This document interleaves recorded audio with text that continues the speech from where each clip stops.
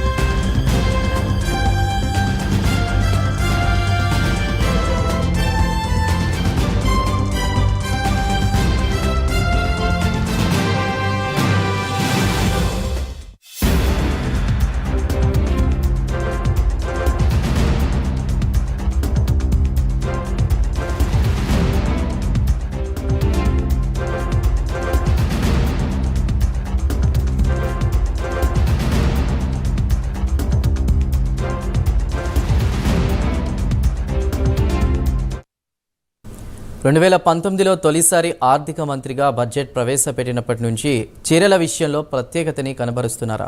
2019లో మంగళగిరి గులాబీ రంగు చీర కట్టుకున్నారు. ఆ సమయంలో బడ్జెట్ పత్రాలు తెచ్చే సూట్ కేస్ స్థానంలో బహీ ఖాతాలు కనిపించారు. ఇక 2020లో నీలం రంగు అంచులో పసుపు పచ్చ బంగారు వర్ణంలో ఉన్నటువంటి చీర కట్టులో మెరిశారు.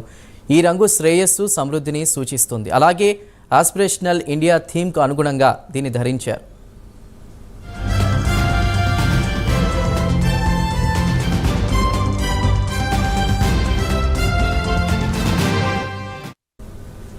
ఇక 2021లో ఎరుపు, గోధుమ రంగు కలగలిసినటువంటి తెలంగాణలోని భూదాన్ పోచంపల్లిలో తయారైన చీరలో నిర్మలా సీతారామన్ కనిపించారు. 2022లో ఒడిశాకి చెందినటువంటి మెరూన్ రంగు చీరలో నిర్మలా సీతారామన్ కనిపించారు. 2023లో బ్రౌన్ రంగులో టెంపుల్ బోర్డర్లో ఉన్నటువంటి ప్రకాశవంతమైన ఎరుపు చీరతో అందరినీ ఆకట్టుకున్నారు.